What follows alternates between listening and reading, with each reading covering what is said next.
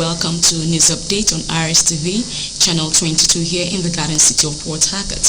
I am Catherine Ago. Do you love and care about River State and her peace? Let's build and take her to greater heights. This is the task we must accomplish. You can also watch us on our social media handles, on YouTube at RSTV Online, on Twitter at RSTV22PH Online, and on Facebook at RSTV22PH Online. President Bola Ahmed Tinubu has emphasized the crucial task of rebuilding public confidence in the government as ministers took their oath of office yesterday. Speaking at the swearing-in ceremony for the 45 ministers at the State House Abuja, President Tinubu urged them to prioritize transparency, integrity, and the needs of the nation.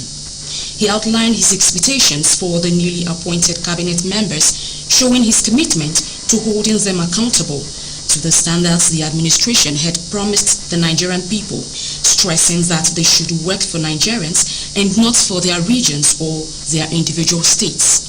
According to him, he would be in the driver's seat, the ministers as conductors with all other Nigerians in the vehicle, and that the assignment starts immediately.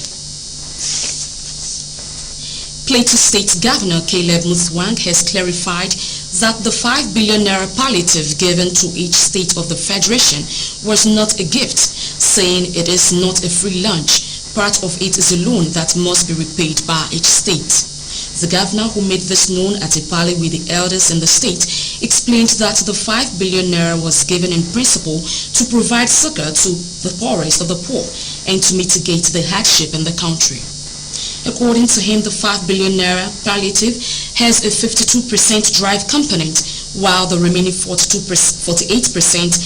is a loan component that must be repaid, adding that the state has so far received the sum of 2 billion naira out of the total amount. He assured that the state government will try its best to further supplement the federal government's efforts in this regard, adding that a committee has been set up to bring all the possible palliative measures to cover a wide spectrum of society. Minister of Federal Capital Territory Nyesom Wike has vowed to demolish houses illegally constructed within the nation's capital, no matter whose property will be affected. Wike, who took his oath of office alongside 44 other newly appointed ministers of the Federal Republic of Nigeria, gave the warning during a press briefing at the office of the FCT minister in Gariki, Abuja on Monday. The FCT minister said houses that have been built to distort the Abuja master plan, as well as built on green areas, will also be demolished, no matter who it did or did not belong to. While responding to questions as to whether his threatened demolition will be used as a form of vendetta against his enemies, Wike said he will step on toes. And on the foreign scene, South Africa's government said all preparations for the BRICS summit were ready, including security elements that have been beefed up ahead of the main event. South African Police Minister Becky Cele said the security forces are ready, assuring incoming leaders, delegates and citizens that they will do whatever it takes to make sure that the summit takes place in a safe and secure environment and no one should be scared. The BRICS nations account for about a quarter of the global economy, and interest in joining the group has surged this year, as 40 countries have shown interest in becoming members, with 23 having submitted their applications. Reports say about 50 other leaders who are not BRICS members, among them Iran's Ibrahim Raisi and Indonesian President Joko Widodo, have confirmed that they will attend the talks. South Africa supports calls to open up membership of BRICS. South Africa's hosting of the summit has turned a spotlight on its ties with the Kremlin, especially as it has refused to condemn Russia's invasion of Ukraine.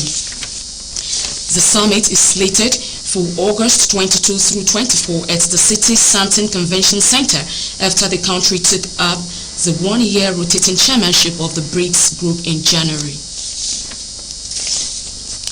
As people across Southern California sheltered from Hurricane Hilary, another natural disaster hit a magnitude of 5.1 earthquake. Its epicenter was northwest of Los Angeles, and #hurricane was soon trending on social media. It did not cause major damage, and the hurricane has also since then been downgraded to a post-tropical cyclone. Los Angeles Mayor Karen Bass said over 100 fire stations were checking buildings for damage.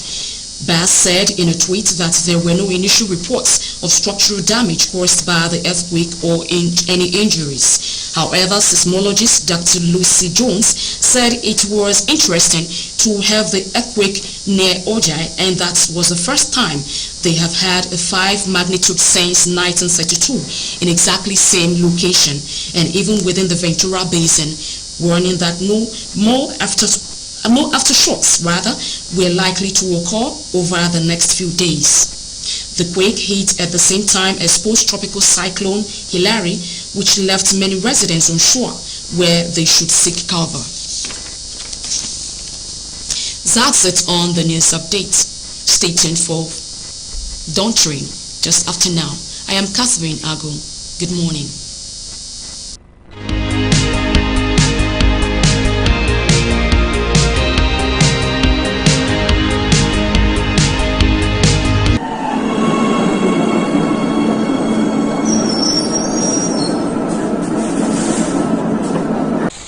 The rains are here, and the River State government is advising residents of the 12 local government areas in the state captured in the seasonal climate prediction by the Nigerian Meteorological Agency NIMET as places likely to suffer flooding to take precautions. The expected more than normal rainfall could happen anytime. Therefore, residents of Abua Odwal, Ahoda East, Ahoda West, Akukutoro, Andoni, Emoha, Ikwere, Ogbaibumandoni, Okrika, Oyibo, and Opobunkoro local government areas are hereby advised individually and collectively to begin the cleaning of their environment.